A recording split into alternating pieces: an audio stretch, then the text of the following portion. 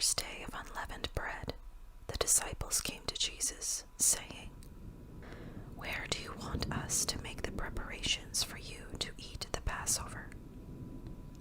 He said, "Go into the city to a certain man and say to him, 'The teacher says, my time is near. I will keep the Passover at your house with my disciples.'" So the disciples did as Jesus had directed them, and they prepared the Passover meal.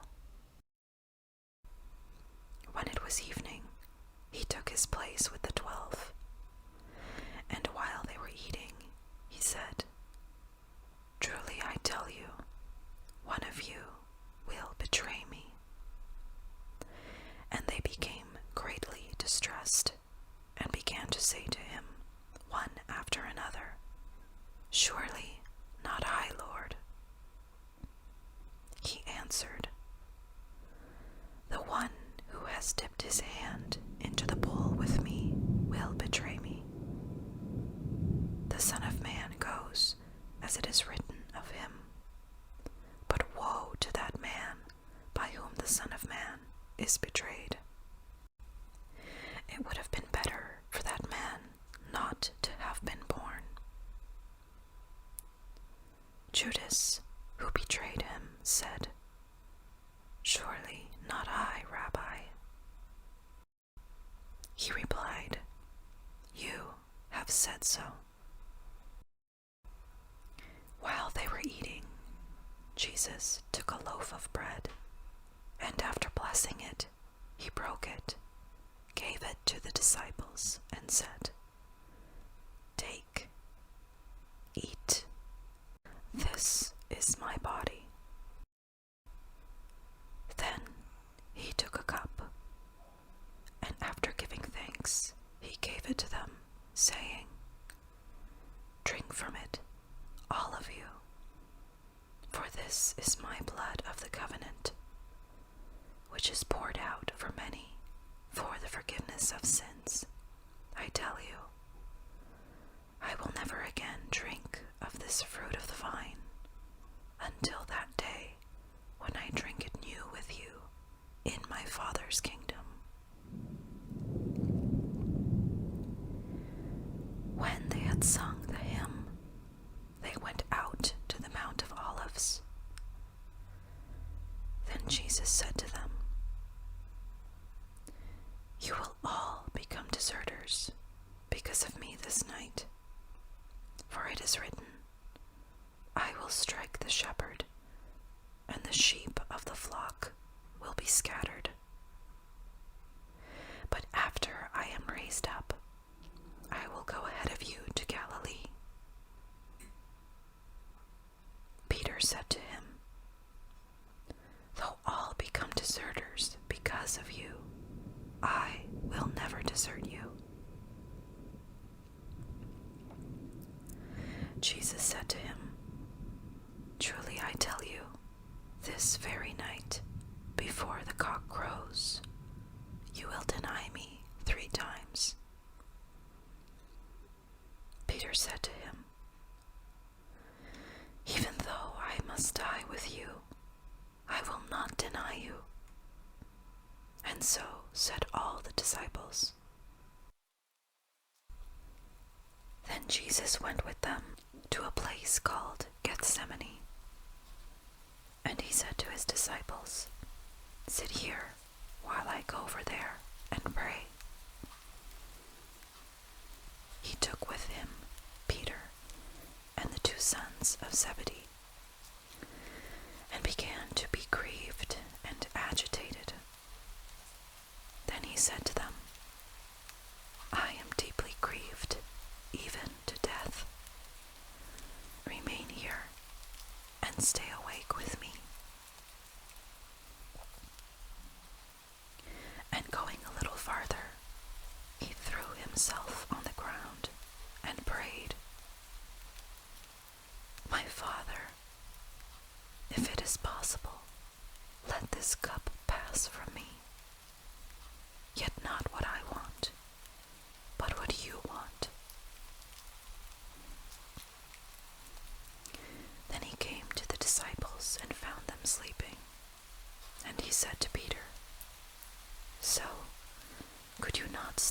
awake with me 1 hour. Stay awake and pray, that you may not come into the time of temptation. For the spirit indeed is willing, but the flesh is weak. Again he went away for the second time and prayed, My Father, if this cannot pass unless I drink it, your will be done. Again he came and found them sleeping, for their eyes were heavy. So leaving them again, he went away and prayed for the third time, saying the same words. Then he came to the disciples and said to them, Are you still sleeping and taking your rest? See, the hour is at hand, and the Son of Man is betrayed into the hands of sinners. Get up, let us be going. See, my betrayer is at hand. While he was still speaking, Judas, one of the 12, arrived. With him was a large crowd with swords and clubs from the chief priests and the elders of the people. Now the betrayer had given them a sign, saying, The one I will kiss is the man. Arrest him. At once he came up to Jesus and said, Greetings, Rabbi, and kissed him. Jesus said to him, Friend, do what you are here to do. Then they came and laid hands on Jesus and arrested him. Suddenly, one of those with Jesus put his hand on his sword, drew it, and struck the slave of the high priest, cutting off his ear. Then Jesus said to him, Put your sword back into its place, for all who take the sword will perish by the sword. Do you think that I cannot appeal to my Father, and he will at once send me more than 12 legions of angels? But how then would the scriptures be fulfilled, which say it must happen in this way?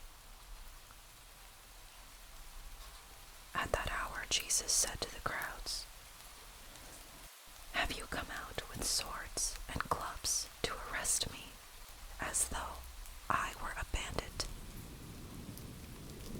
Day after day I sat in the temple teaching, and you did not arrest me.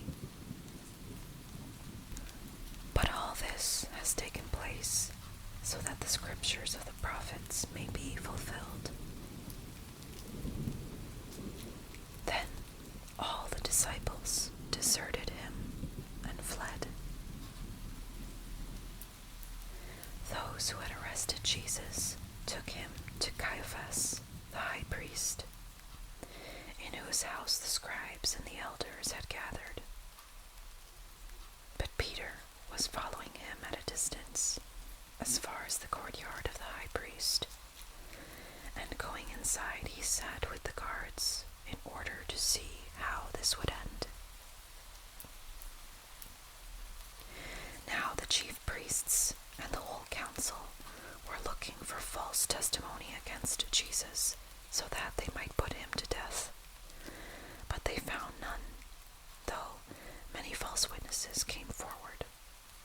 At last 2 came forward and said, This fellow said, I am able to destroy the temple of God and to build it in 3 days. The high priest stood up and said, Have you no answer? What is it that they testify against you? But Jesus was silent. Then the high priest said to him, I put you under oath before the living God. Tell us, if you are the Christ, the Son of God.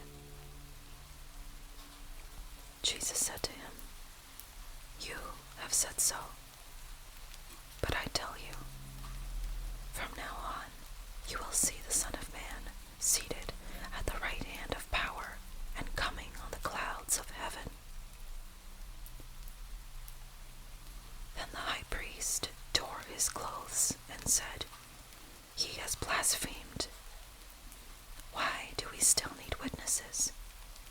You have now heard his blasphemy. What is your verdict?"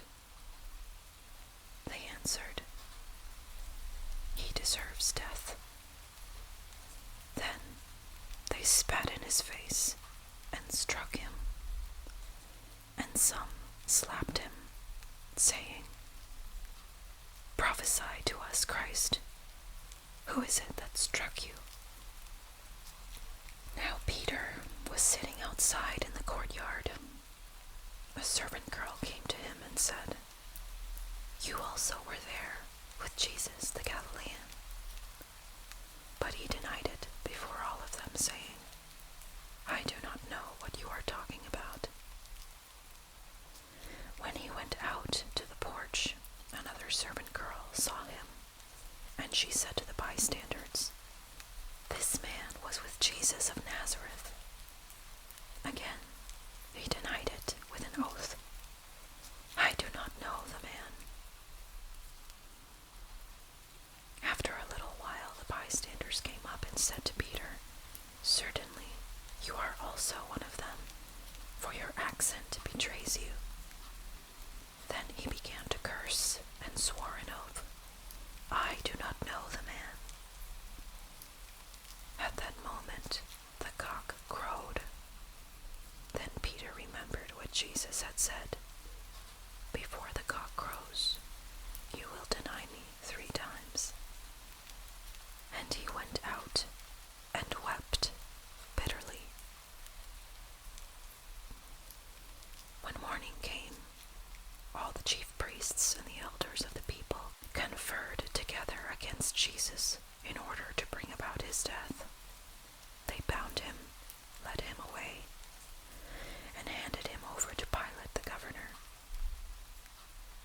When Judas, his betrayer, saw that Jesus was condemned, he repented and brought back the 30 pieces of silver to the chief priests and the elders. He said, "I have sinned by betraying innocent blood."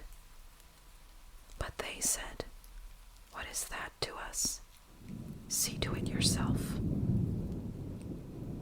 Throwing down the pieces of silver in the temple, he departed, and he went and hanged himself. But the chief priests, taking the pieces of silver, said, "It is not lawful to put them into the treasury, since they are blood money." After conferring together, they used them to buy the potter's field as a place to bury foreigners. For this reason, that field has been called the Field of Blood to this day. Then was fulfilled what had been spoken through the prophet Jeremiah.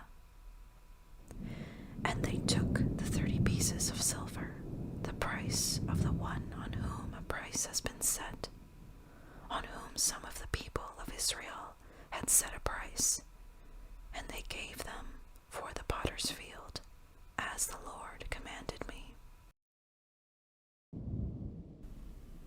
Now Jesus stood before the governor, and the governor asked him, "Are you the king of the Jews?"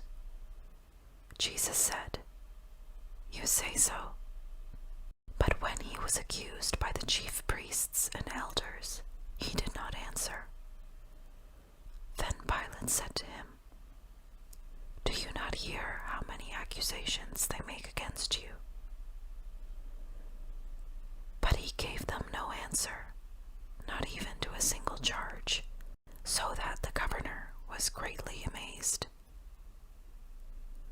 Now at the festival, the governor was accustomed to release a prisoner for the crowd, anyone they wanted. At that time, they had a notorious prisoner called Barabbas. So after they had gathered, Pilate said to them, "Whom do you want me to release for you, Barabbas or Jesus, who is called the Christ?" For he realized that it was out of jealousy that they had handed him over. While he was sitting on the judgment seat, his wife sent word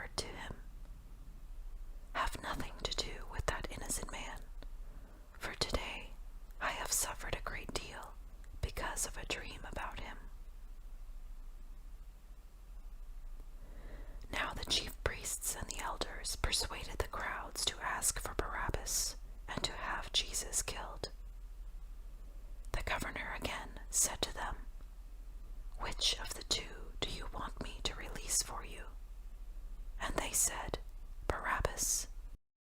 Pilate said to them, "Then what should I do with Jesus, who is called the Christ?" All of them said, "Let him be crucified." Then he asked, "Why? What evil has he done?" But they shouted all the more, "Let him be crucified." So when Pilate saw that he could do nothing, but rather that a riot was beginning, he took some water and washed his hands before the crowd, saying, "I am innocent of this man's blood. See to it yourselves." Then the people as a whole answered, "His blood be on us and on our children." So he released Barabbas for them, and after flogging Jesus, he handed him over to be crucified. Then the soldiers of the governor took Jesus into the governor's headquarters, and they gathered the whole cohort around him. They stripped him and put a scarlet robe on him, and after twisting some thorns into a crown, they put it on his head. They put a reed in his right hand and knelt before him and mocked him, saying, "Hail, King of the Jews!" They spat on him and took the reed and struck him on the head. After mocking him, they stripped him of the robe and put his own clothes on him. Then they led him away to crucify him. As they went out, they came upon a man from Cyrene named Simon. They compelled this man to carry his cross. A great number of the people followed him, and among them were women who were beating their breasts and wailing for him. But Jesus turned to them and said, "Daughters of Jerusalem, do not weep for me, but weep for yourselves and for your children. For the days are surely coming when they will say, 'Blessed are the barren, and the wombs that never bore, and the breasts that never nursed.' Then they will begin to say to the mountains, 'Fall on us,' and to the hills, 'Cover us.' For if they do this when the wood is green, what will happen when it is dry?" Two others also, who were criminals, were led away to be put to death with him. When they came to the place that is called the Skull, they crucified Jesus there with the criminals, one on his right and one on his left. Pilate also had an inscription written and put on the cross. It read, "Jesus of Nazareth, the King of the Jews." Many of the people read this inscription because the place where Jesus was crucified was near the city, and it was written in Hebrew, in Latin, and in Greek. Then the chief priests of the Jews said to Pilate, "Do not write the King of the Jews, but this man said, 'I am King of the Jews.'" Pilate answered, "What I have written, I have written." When the soldiers had crucified Jesus, they took his clothes and divided them into 4 parts, one for each soldier. They also took his tunic. Now the tunic was seamless, woven in one piece from the top. So they said to one another, "Let us not tear it, but cast lots for it, to see who will get it." This was to fulfill what the scripture says, "They divided my clothes among themselves, and for my clothing they cast lots." So those who passed by derided him, shaking their heads and saying, "You, who would destroy the temple and build it in 3 days, save yourself. If you are the Son of God, come down from the cross." In the same way, the chief priests also, along with the scribes and elders, were mocking him, saying, "He saved others. He cannot save himself. He is the King of Israel. Let him come down from the cross now, and we will believe in him. He trusts in God. Let God deliver him now, if he wants to. For he said, 'I am God's son.'" Then Jesus said, "Father, forgive them, for they do not know what they are doing." One of the criminals who were hanged there kept deriding him and saying, "Are you not the Messiah? Save yourself and us." But the other rebuked him, saying, "Do you not fear God, since you are under the same sentence of condemnation? And we indeed have been condemned justly, for we are getting what we deserve for our deeds. But this man has done nothing wrong." Then he said, "Jesus, remember me when you come into your kingdom." He replied, "Truly I tell you, today you will be with me in paradise."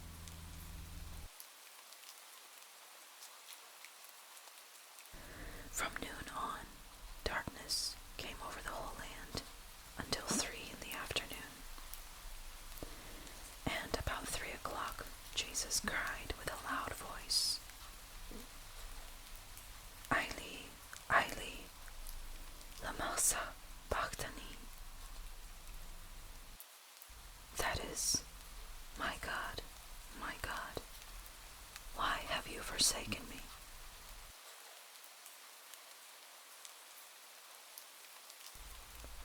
Meanwhile, standing near the cross of Jesus were his mother and his mother's sister Mary, the wife of Clopas, and Mary Magdalene.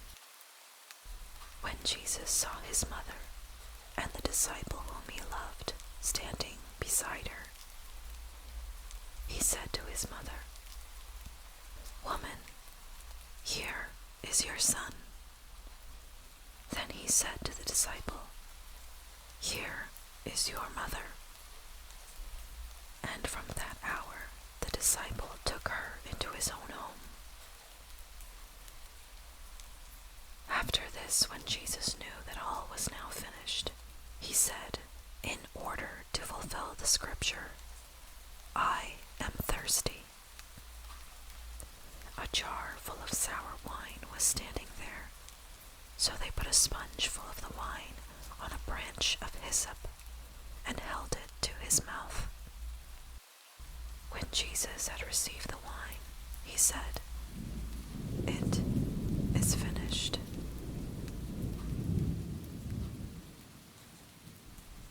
Then Jesus, crying with a loud voice, said, "Father, into your hands I commend my spirit." Having said this, he breathed his last. At that moment, the curtain of the temple was torn in two from top to bottom. The earth shook, and the rocks were split. The tombs also were opened, and many bodies of the saints who had fallen asleep were raised. After his resurrection, they came out of the tombs and entered the holy city and appeared to many. Now, when the centurion and those with him who were keeping watch over Jesus saw the earthquake and what took Truly, this man was God's Son. Since it was the day of preparation, the Jews did not want the bodies left on the cross during the Sabbath, especially because that Sabbath was a day of great solemnity. So they asked Pilate to have the legs of the crucified men broken and the bodies removed. Then the soldiers came and broke the legs of the first and of the other who had been crucified with him. But when they came to Jesus and saw that he was already dead, they did not break his legs. Instead, one of the soldiers pierced his side with a spear, and at once blood and water came out. He who saw this has testified, so that you also may believe. His testimony is true, and he knows that he tells the truth. These things occurred so that the scripture might be fulfilled. None of his bones shall be broken. And again, another passage of scripture says, they will look on the one whom they have pierced. When it was evening, there came a rich man from Arimathea named Joseph, who was also a disciple of Jesus. He went to Pilate and asked for the body of Jesus. Then Pilate ordered it to be given to him. So Joseph took the body and wrapped it in a clean linen cloth and laid it in his own new tomb, which he had hewn in the rock. He then rolled a great stone to the door of the tomb and went away. Mary Magdalene and the other Mary were there, sitting opposite the tomb. The next day, that is, after the day of preparation, the chief priests and the Pharisees gathered before Pilate and said, "Sir, we remember what that impostor said while he was still alive.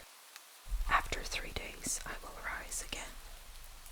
Therefore, command the tomb to be made secure until the 3rd day. Otherwise his disciples may go and steal him away and tell the people, he has been raised from the dead, and the last deception would be worse than the first." Pilate said to them, "You have a guard of soldiers. Go make it as secure as you can." So they went with the guard and made the tomb secure by sealing the stone.